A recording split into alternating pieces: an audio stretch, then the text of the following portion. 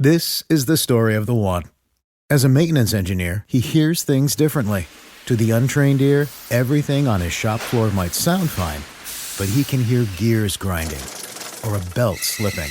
So he steps in to fix the problem at hand before it gets out of hand. And he knows Grainger's got the right product he needs to get the job done, which is music to his ears. Call, click Grainger.com, or just stop by. Grainger, for the ones who get it done. With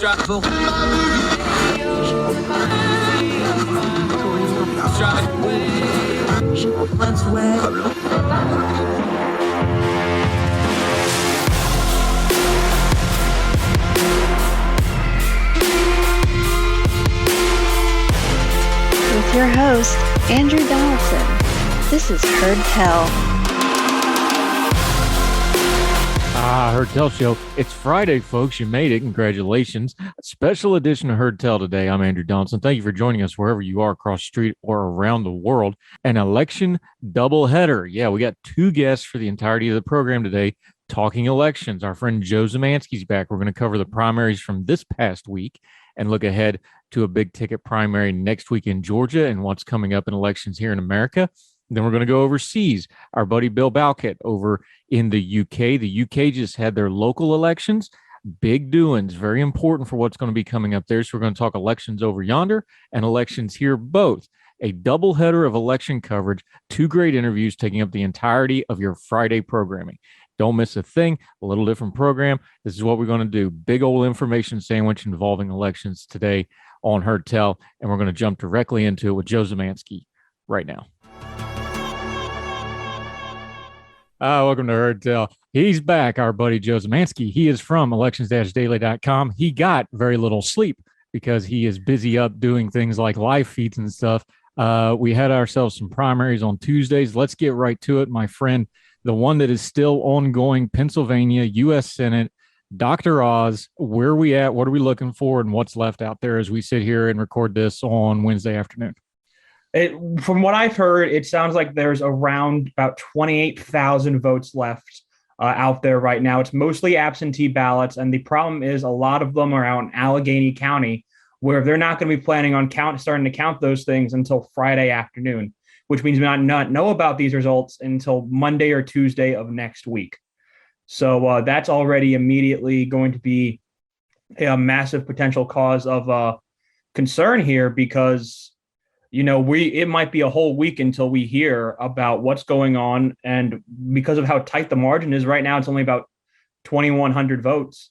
And it's going to be really interesting to see right now how much these kind of mail-in and absentee votes that were pushing harder for McCormick, and they looked better for McCormick, see how much they kind of thin down that result. Right now, it looks like we're potentially heading towards recount territory. Multiple people from both who both work for both Oz and McCormick have been contacted to potentially help out with a recount across the state and recanvassing. So we are very much in that territory right now. Let me just tell you, this Senate primary is not done by any means. Yeah, Pennsylvania, we need to note anything less than half a percentage point, automatic recall. So even if people don't call for it, that's baked in the cake. Kind of looks like that's where we're heading either which way. There's going to be a recall of some kind or recount of some kind here. Give me a feel, though, the counties that are out. I know that's a lot of ballots for something that's kind of bouncing around that 2,000 vote margin, give or take, depending on which numbers you want to use. Give me a feel for it. You think it's Oz? You think it's McKinney? What do you think? These ballots probably slightly favor Dave McCormick a little bit more. The question is whether or not it's enough to get him to close and then close down the margin to Dr. Oz and then overtake Oz in the race right now. That's really the question. We expect, just from the patterns that we've seen across the state, we expect these ballots to favor McCormick, but it's something that could go either way. Again, it's just a race between them right now. Kathy Barnett is not a non-factor right now. She's about 7 points behind both of the other candidates in the top right now, and Oz and McCormick. So it's really just going to come down between what do those ballots show up like for Oz and McCormick. What are they from? Are they election day votes? Are they absentee votes? And, who are they pushing towards to get towards that victory? The other thing in Pennsylvania on the Republican side, of course, Doug Mastriano easily cruised to the governor nomination. I wish I had some gifs of your reaction on the live feed when this came through. Talk about it. You guys at Election Status Daily said this automatically makes the governorship a lean Democratic. Just give me your feel on it, because he won very easily. He lapped the field. He got up into the 40s in a multiple person field.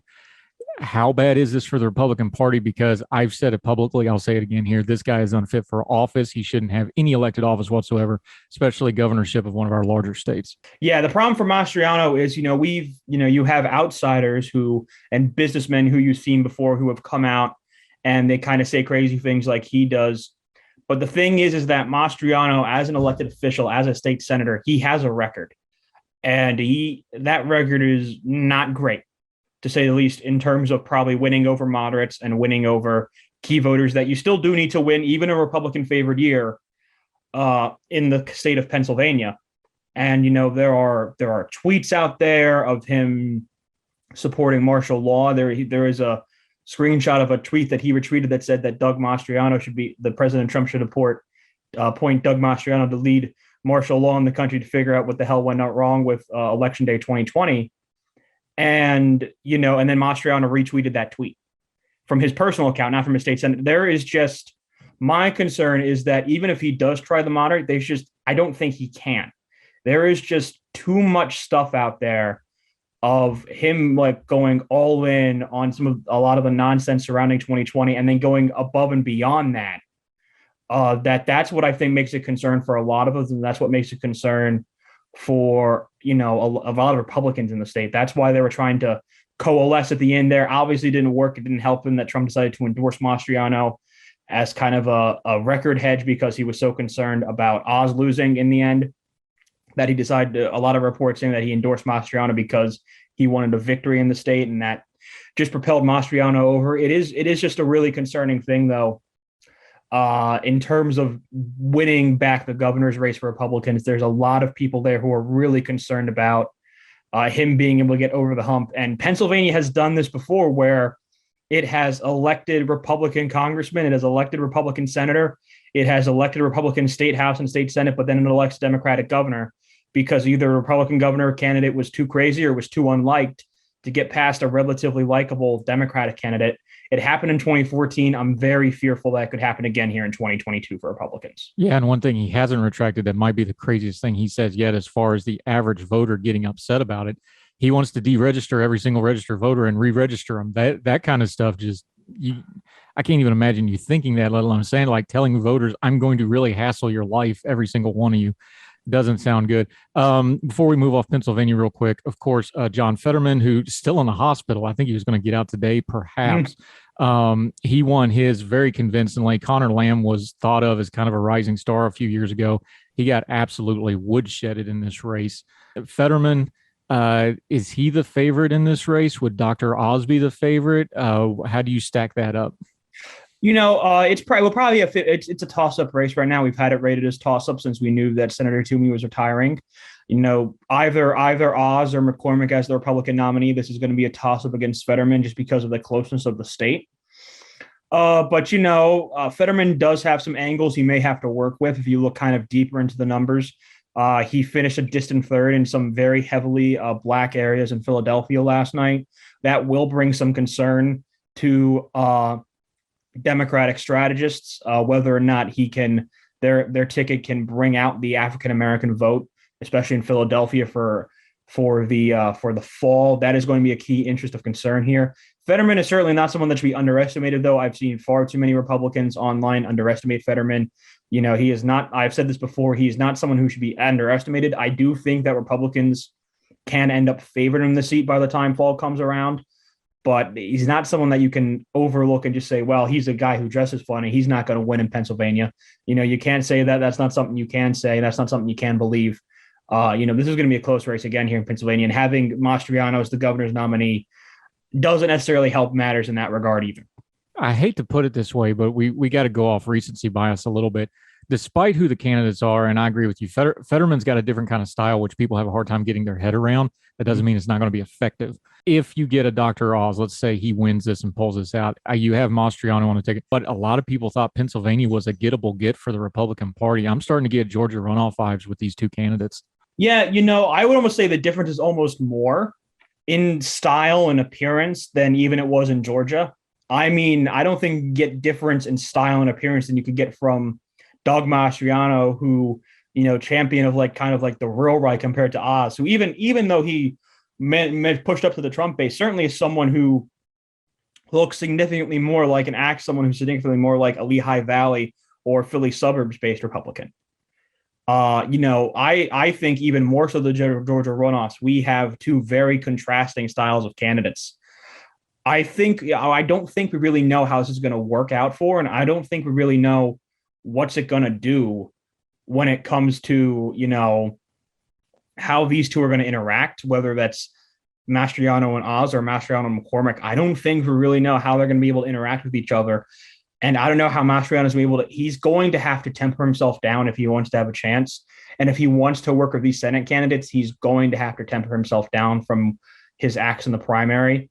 I don't know how he's going to do that, but we're going to see, and we're going to have to find out. Yeah, that victory speech last night did not indicate he was in the mode to do that. We will see what happens when the money people and the powers that be sit him down and talk to him, which I'm sure is going to happen next few days. Okay, the other premier race turned out to be a dud, North Carolina's Senate race. Bud just ran away and hid with this thing. He almost made 60% of this race. Kind of a surprising number. I've been dead wrong about this race from the beginning. Is this surprising at all to you that it was by that margin and that much? No, I think the issue is that I think especially Pat McCrory, who was basically Bud's main competitor, I think he very much just ended up being a very flawed candidate. Even someone who probably ideologically aligns a bit more towards McCrory than Bud, I was thinking, I would support Bud because McCrory already lost a winnable race in North Carolina in 2016 when he ran for re-election as governor. He already lost that race. He's a guy who's lost statewide before. In a red wave year, by the way. He was the only state holder in the state, the legislature, the Supreme, everything went Republican except him that year. It needs to be noted. Yeah. So I think I don't think voters forget that. That's for sure. And Bud, I think once he started campaigning, Bud really capitalized on that. You could really see the shift in the polling numbers where it looked a lot tighter when Bud wasn't really campaigning as much to when he really started to get out there and go campaign. You could see the difference in the poll numbers. And I think Bud just really kind of dominated that in the end. And I think it's a well-deserved victory in the end for Bud that after he started to go out there and campaign for himself and make his case known to the voters. Yeah, I actually interviewed him a couple of weeks ago for our radio partner, Big Talker. And I asked him directly because I was one of those criticisms. So, I owned it. I put the hat on. I was like, look, this is what I said. What do you think? And he said, we were confident in the endorsement. We know the numbers we saw off the endorsement. We were going to go to all the counties, do our ground game, and then do TV at the end. And that really worked for him. So all credit to him. He was right. I was wrong. And now he goes on to face Sherry Beasley. He's probably the favorite in that race, I would assume, by 5 to 10 points, something like that. That would be correct. We have that rated as likely Republican right now at Elections Daily. Yeah, and he is a Trumpist through and through, but he is a very disciplined one. He's not going to do a Mastriano type thing. I think he's going to be tough to beat. Cawthorn, we've already talked about before. He got code-redded by the establishment. Morning, Senator. Tell us, how are you in your office? Well done, sir. For those of you that know how those sorts of things work. Quick break. We'll come back with Joe Szymanski in just a minute. That was this week. We're going to look ahead to next week. Georgia on everybody's mind. Talk about it right after this on Heard Tell.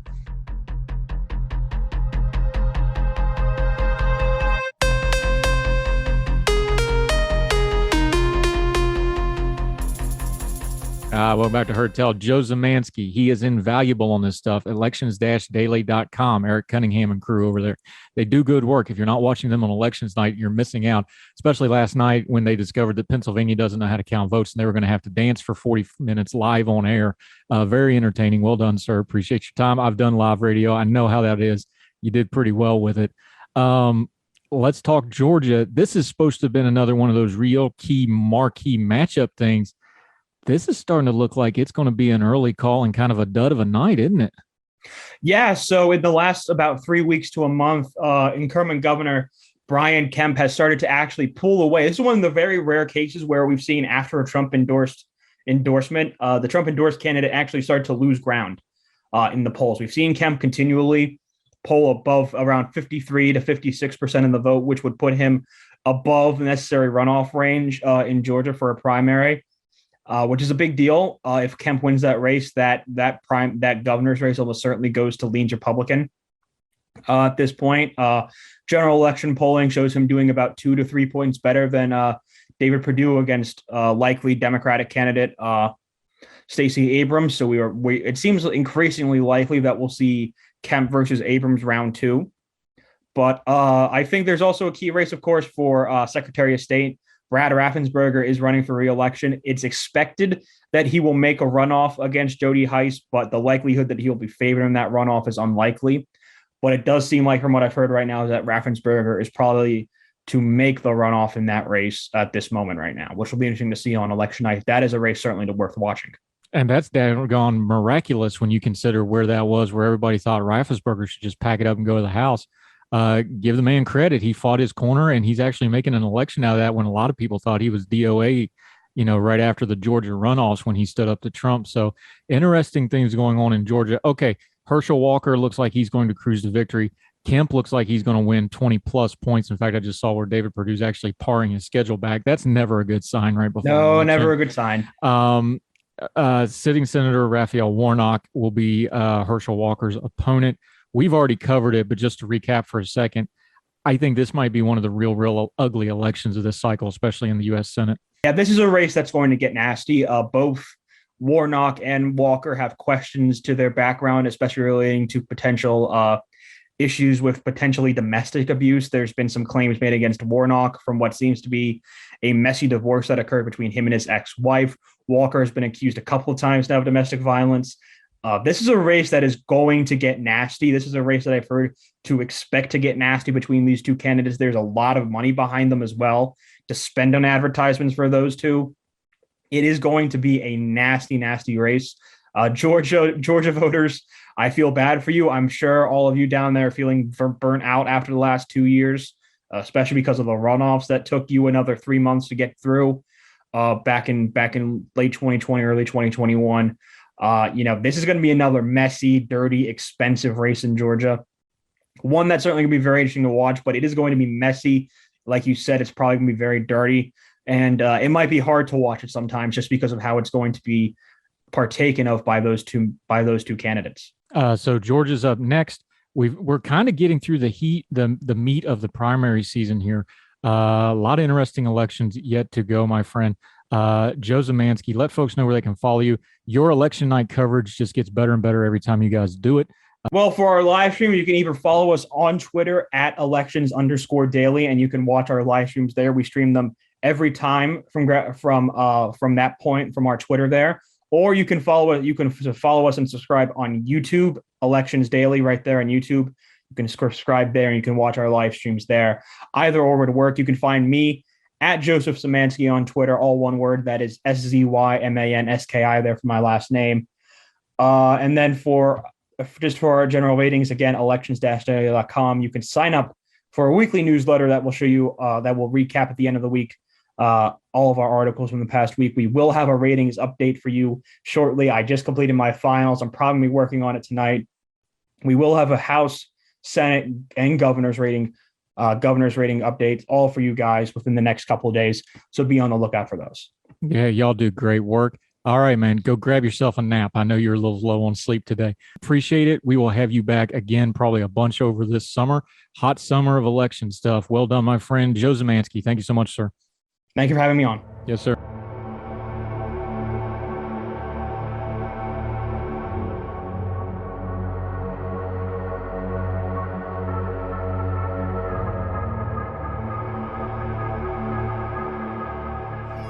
Heard Tell Show guerrilla style because I'm at an appointment, but I really wanted to talk to our friend over in the UK. And because of the time difference, this is how it works out. We roll with it. We adapt and overcome. Another one of our great Young Voices contributors, Bill Bowkett. from over in the UK. He's got a long list of publishing credits. He's also a media commentator over yonder. Bill, thank you so much for the time today, my friend. Appreciate it. No, thanks for having me. Okay, so we've been doing some voting over here. About a week ago, we covered the Irish elections up north, y'all. You had some local elections over there, and although these aren't covered the way like a prime minister election would or something like this is a really big deal, and it is a precursor for some of the stuff that's been going on over in the UK lately, isn't it? Yeah, it was a big test for both political parties, actually. It was a test for the Conservative Party to see, what effect that Boris Johnson's administration has had on public opinion over the last years since the local elections we had in 2021, which the Conservatives kind of got bounced from because of Keir Starmer's leadership, and actually the positive reception that the majority of the British public felt that the Tories had done during the coronavirus pandemic. But this was very different because at the moment, Britain's embroiled in a cost of living crisis. The Tories have also been involved in numerous scandals. There's the Partygate scandal, having illicit parties, during lockdown when they weren't supposed having to. There's sleaze around second jobs. There's also another scandal called Pest Minister, which has been coming back from the ashes around bullying and sexual assault. So that in itself was a test to see whether Boris Johnson's premiership has had a negative opinion public perception and their voting behaviour, but also as a test for Keir Starmer to see whether he's solidified the centre ground in British politics, whether he's improved since the years of Jeremy Corbyn and the disaster that was the 2019 general election. And on the whole, it was a mixed picture, but it was definitely a worse set of results for the Conservative Party, who lost over 500 councillors. It was their worst result actually since Tony Blair was the leader of the Labour Party. And while the Labour Party also did well in improving in areas like London and the South, they weren't able to make the gains that they were hoping for in their former traditional seats in the Midlands and in the north of England, or the Red Wall as we call it. And of course, there's a lot of scope for interpretation within Wales, Scotland, and also Northern Ireland, but I'm sure we'll get into those lists later on. Yeah, we will. Let's start with Keir Starmer, because we're going to talk about Boris Johnson a lot here. This is kind of now he's getting elections under his leadership of the Labour Party, just not being Jeremy Corbyn. He got a bounce from that, but now this is his party and his leadership. What is the initial reaction now that we've actually done some voting under Keir Starmer is, and it's only fair to point out the lead going into this, you mentioned it, the Partygate stuff with Boris Johnson. Keir got himself in a little bit of trouble himself. How do we parse all that out, and where does Keir Starmer and his leadership stand today as opposed to about a week ago? That's the thing with the results, because actually there was a lot of positivity to take with Britain's biggest opposition party, where, as I say, maybe they weren't able to regain, as many councils or take as many councillors from other political parties in the Midlands North, but they were able to make some kind of modest ground. And like I said, in British politics, we've got quite a strong realignment happening, where we're seeing the Tories doing better in outer suburbs, in the countryside, whereas Labour do better in university towns, London, areas where there are mayors as well. But that was short-lived because Keir Starmer was embroiled in his own scandal around breaking lockdown rules, as we call it in the press, Beergate, where he, during the last elections, there was alongside the contest for local mayors and also the councils, as well as Scottish and Welsh parliaments, there was also a by-election for a parliamentary seat in Hartlepool. Key Red Wall seat is one that Labour held since 1970, since its formation, and then was taken by the Tories. And they were in Mary Foy's office. She's a Labour MP. They were in her constituency office in Durham, a city in the north of England. And over 15 Labour staffers, including Sir Keir Starmer's also deputy leader Angela Rayner, had a curry and a beer when they weren't supposed to, because at the time social mixing was banned indoors. It was only for a maximum of 6 people or two households. And on the day in which the local election results came out early in the Friday morning, Durham Constabulary, the police force over there, announced their own criminal investigation into Keir Starmer's actors as to whether they broke down lockdown rules. And as we know from Boris Johnson's own party probe, he was fined. He was given a fixed penalty notice for doing so, as had 100 other members of the government, whether they're civil servants or ministers, we don't know. But now there's a very good chance that Sir Keir Starmer will be fined himself, and he's made a promise that that if he were to receive a fine, just like Boris Johnson did, then he will resign as Labour leader, which will actually force greater pressure on the Prime Minister to resign if he's to follow suit and have some integrity left within him.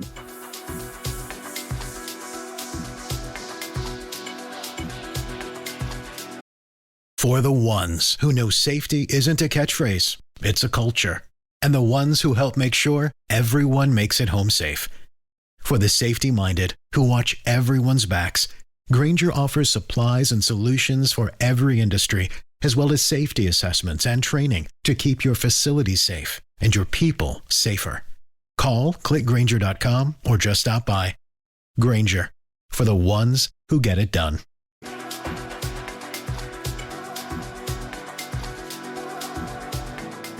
Yeah, Bill Bowkett joining us from the UK, another great Young Voices contributor and a great commentator in his own right over there. Make sure you're following him.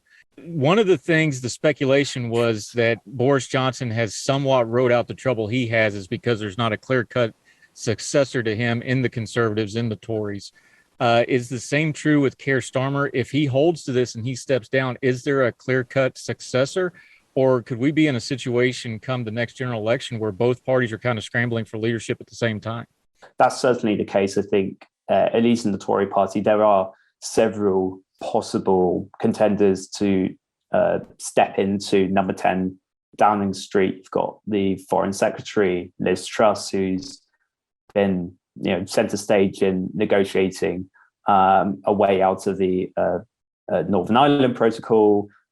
She's also been integral to making all these post-Brexit trade deals with countries like Australia and New Zealand and other countries. Whereas with the Labour Party, there's a bit more open scope for who to take over. I mean, but the problem there is that even with American listeners, it's the same with British listeners or British people. Is that there's not really any standout figures. I actually looked recently in the most recent YouGov polling into the most popular Labour figures. That's not just MPs. It could also be mayors like the Mayor of London, Sadiq Khan, or former prime ministers like Gordon Brown, Tony Blair. And I think it was only Yvette Cooper, who's the shadow Home Secretary, that came out as the highest current sitting member of Labour's front bench, and she was 7th. I mean, on top of my head, there's people like Wes Streeting, the Shadow Health Secretary, who's a very eloquent speaker, very moderate. Lisa Nandy is the Shadow Foreign Secretary, and she's very tough when it comes to the Uyghur Muslims in China, and also criticising the government's levelling up strategy to make Britain more equal, more fairer, more financially prosperous. But the problem there is that ask any normal member of the public, to name, 10 members of the Labour shadow cabinet, you'd really struggle to probably list half, list 4 or 5. So there's definitely people who could take over Starmer, but they would also have, an extremely difficult job in not only, resonating with the British public, but also, creating a vision which they see as moving on from 12 years of Tory rule, especially since the Tory party are now moving further left on economics, since they've introduced all these tax rises around national insurance and VAT. It's kind of got to raise the question as what the Labour Party actually offering nowadays. That would certainly be the question that Sir Keir Starmer, or indeed any future Labour leader, will have to answer. How much of this is because British politics is like anywhere else? Like you've mentioned, the Tories have been in charge for quite a while. There's got to be just a fatigue factor with some of it just because they've been in power for so long. But like you said, you also have this dynamic of the post-Corbyn Labour Party kind of trying to figure out who they are. And then in these results, there's definitely something to be said. There's a bit of a rural and urban divide, as we would call it in the States, with some of these results. How much of this is, yeah, there's a fatigue, but the Labour Party is still going to have to come with some kind of a cohesive vision here if they're going to take the leadership? Yeah, that's totally true. For the last at least 4 years, at least before the pandemic, the overarching issue was Brexit and Britain leaving the European Union. Had that referendum where the majority of the public said that we'd be better off being outside the trading bloc, the intergovernmental organisation, and the Labour Party under Jeremy Corbyn's reign, weren't standing for it. During the 2019 general election, they actually had in their manifesto that they would have a second referendum on the Brexit deal. So Labour would essentially go to the European Union in Belgium, negotiate a deal, and then have a referendum where they would campaign against it. And that hurt a lot of voters, especially in their traditional heartlands in the north and in the Midlands, who strongly voted to leave the European Union compared to London and the south of England. So that there's that regional issue, but Brexit is becoming less prevalent. It might be interconnected to things like the cost of living, the price of food, which has been skyrocketing. The Bank of England projects that inflation is going to be at 10% at the end of this year. And because of the way in which the Tories have mishandled the economy throughout the pandemic and now post-pandemic, Labour actually leading the Tories when it comes to trust, at least public polling, when it comes to trust in handling and managing public finances. So on the economic side, they do have a strength in there, and I could see come the next general election that they could just simply ask the question to voters, in any election video or during a debate, has your living standards improved under the Tories? And the vast majority of people would say no. And that in itself is a winning formula. It's just, could they incorporate that with a strong, message for wider society, for, promoting social liberalism, but also, proving that they're a more trustworthy party than Tories, who, like I mentioned, have been embroiled in issues around trust, sleaze and sexual assault and second jobs.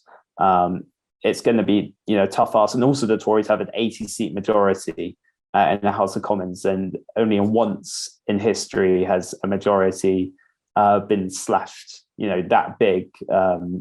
So it's going to be a mighty challenge for the Labour Party. Yeah, talking to our friend Bill Bowkett over in the UK. We're going to take a quick break. When we come back, we're going to get into some of the policies. Every time they have an election, they do a Queen's speech that lays out the agenda. Couple interesting things in that agenda. We're going to talk about Northern Ireland, as he mentioned. Also, some comments from some ministers got some attention on this side of the pond, so we'll bring that up. Bill Bowkett, more with our friend in the UK, right after this on Heard Tell.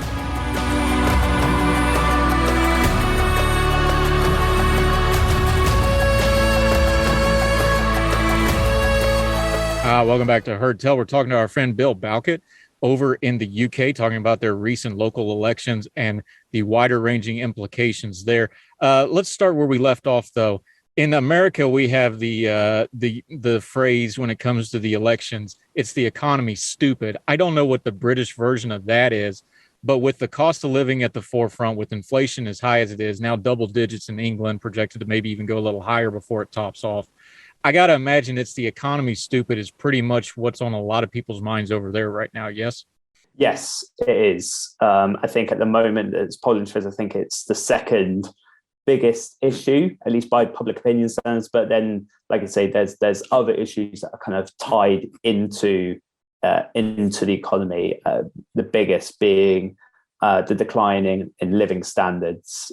So, yeah, in the past, we've had other factors that kind of decide people's voting behaviour. And during the Brexit referendum, people were more motivated by cultural factors like immigration, like the rule of law, than they were to economic factors around, marginal decline or trading standards if Britain were to leave, and the fact that we might become, a more isolated nation. And the same was with the 2019 election. The 2019 general election was primarily seen by many people as the Brexit election, as to which party do they feel was going to deliver on the will of the British electorate. But now, with debt as high as it is caused by the pandemic, there's also been some issues around Brexit, around trade and supply issues.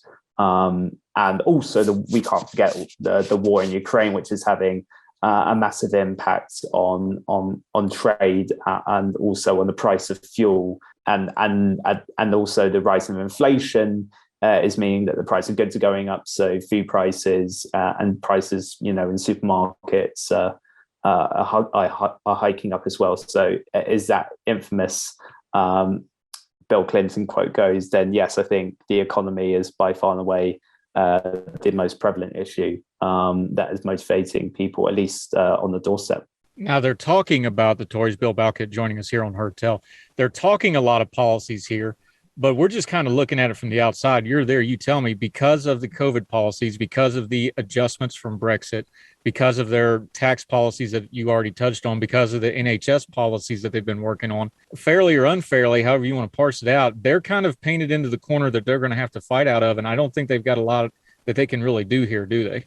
They have some legroom, I feel. At least when it comes to the economy, they can. Boris Johnson, should he be, the Conservative Party leader, come the next election, which is most likely to be either 2023 or even 2024, then they would say, but we didn't have a war and we didn't have a pandemic, in our election manifesto. In that case, and as we saw with the Queen's speech, there's a lot of red meat policies which are, going to be put through the Houses of Parliament over the next parliamentary year. We've got a big bill when it comes to regulating big tech. We have a very big bill, the National Anti Borders Bill, which is supposed to hung on illegal immigration. There's a deal agreed with the Rwandan government to send asylum seekers trying to enter the UK and send them to the Central African country. And many of these red meat policies are being proposed not only because they were in the Conservative 2019 manifesto and they have to deliver on them, otherwise they're going to lose, a couple, many votes. But it's also being seen and interpreted, at least by some politicians, as an appeasement from Boris Johnson over distrust within his own Tory ranks over the way he's handled the economy, his behaviour during the Partygate scandal, and whether he misled Parliament in the process as well. So when it comes to that next election, when it does come around, this is the pivotal questions that the Tories have been in power for 12 years now, and they've got to ask voters and really appeal to them, because there are going to be some who are going to be apathetic, and many people aren't turning up to the doorstep as much as they were. Actually, the turnout in the local elections was just over 30%, which is an incredibly low number. It's half of what you normally see at a general election. So they really have to, the brand of Boris Johnson, along with the appeal of conservatism, modern British conservatism has to stick. Otherwise, they're at risk of succeeding to the Labour Party, which to them would be a economic and a social disaster. Because of what transpired before with Brexit, with the changing in power, with Boris Johnson's own rise to power, has it been a blessing or a curse that everybody kind of admits, like, this general election is going to be out in the future? It's going to be at least another year in the future, probably. Is that a blessing or a curse to the Tory party that's trying to readjust on the fly here?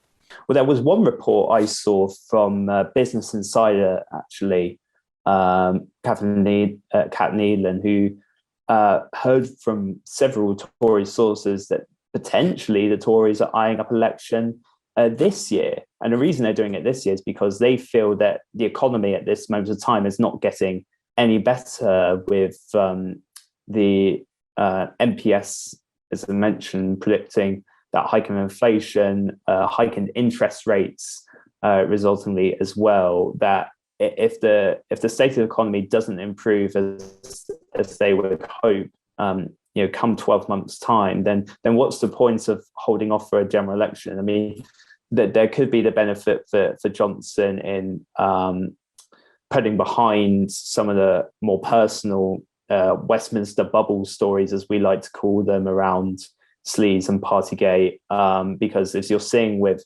public opinion, I think in the most recent Survation poll, it showed still that a majority of the British people want Boris Johnson to resign, and that a majority see him as a dishonest politician. So that in itself could be an advantage, but then that would give also Labour the chance to make more ground. We've got some really important by-elections for parliamentary seats coming up. We've got the Wakefield by-election, which was caused after Imran Khan, a Tory MP, was suspended for sexual harassment. And then we've got another in Tiverton and Honiton by Neil Parish, an MP who was caught watching pornography in the House of Commons chamber.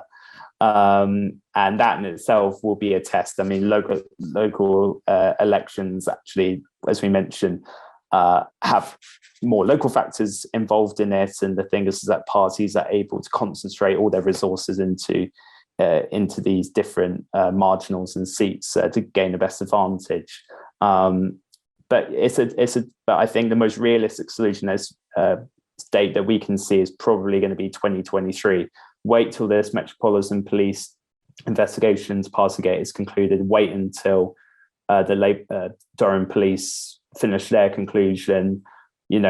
Hopefully the situation in Ukraine improves. Wait and see if any of the measures implemented by the Tory, like the energy rebate, actually has any impact on people's livelihoods, and see where to go from there. Yeah, it makes that Keir Starmer promise even more interesting if that should go down.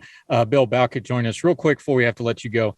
A lot of the threads that went through all of these issues we talked about, the economy, the leftover wake of Brexit, things like this, border policy, those are new spins on a very old problem, has risen since the Queen's speech. Northern Ireland is getting messy and it's getting loud. Just real quickly before we have to let you go, what's the results of that? How is that going to play? Because again, an old problem, a little bit of a new spin in it with Sinn Féin taking power in the Republic of Ireland. How's that going to play going forward? Yes, we can't forget the other parts of the UK as well. Before we get into Northern Ireland and Wales, Labour increased their share of the vote. In Scotland, the Scottish National Party increased their share of the vote. So that in itself is going to raise further questions about a second independence referendum over there. But the big story, I feel, throughout the entire general election, as you said, is what happened in Northern Ireland, which is Sinn Féin becoming the largest party in Northern Ireland. So actually the first time that a nationalist party is the largest party in the province since Northern Ireland was created over 101 years ago. And there are far-reaching consequences with this, not only because the biggest unionist party who have been in power there for many a decade, the Democratic Unionist Party, are refusing to go into a power sharing agreement in Northern Ireland because unlike other democracies in the UK, where we have a majoritarian system, where parties with the most votes would then be able to rule, or if they lack a majority, they would have to be in coalition. In Northern Ireland, the different factions, the Unionists and the Nationalist parties, actually have to work together, and they have to reach consensus.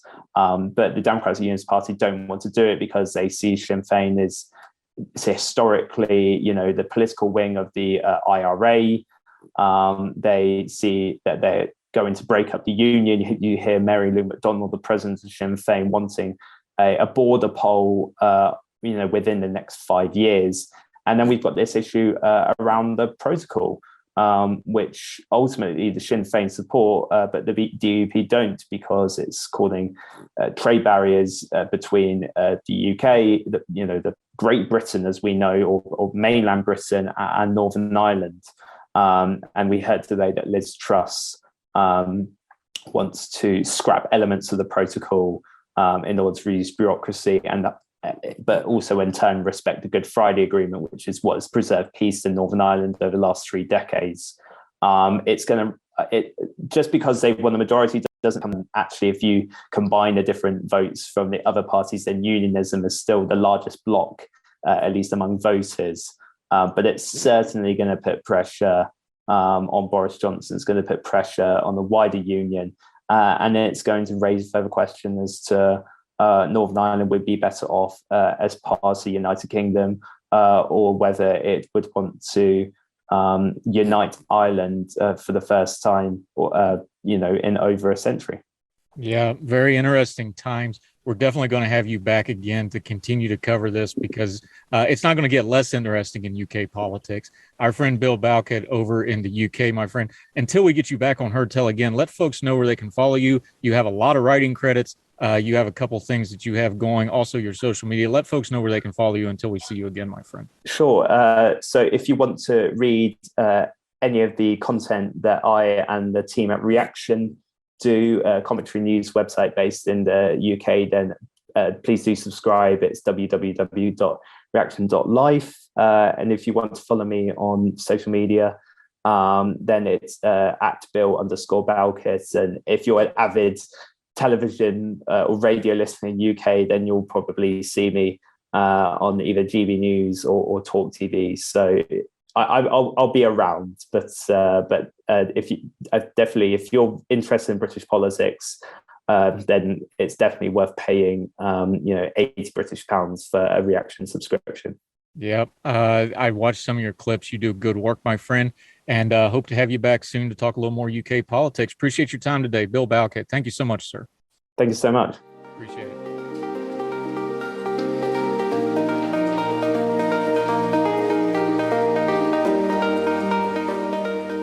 That'll do it for Heard Tell. Thank you so much for joining us wherever you are across the street around the world. You give us the most precious thing you have, your time, and we never want to waste it. That's why we do things like today, where sometimes we do something a little different.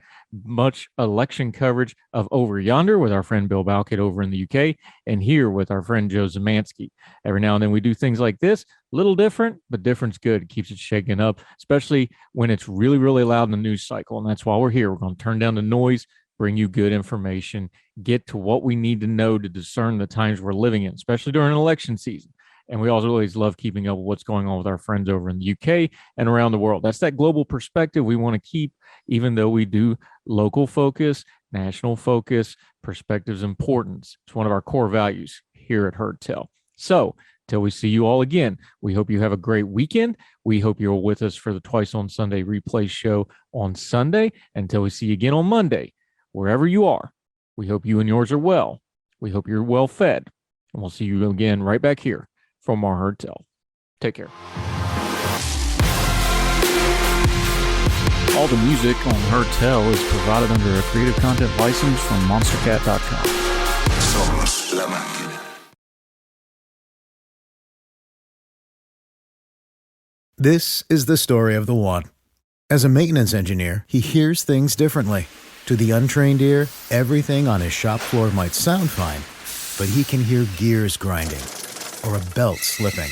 So he steps in to fix the problem at hand before it gets out of hand. And he knows Granger's got the right product he needs to get the job done, which is music to his ears. Call, click Granger.com, or just stop by. Granger, for the ones who get it done.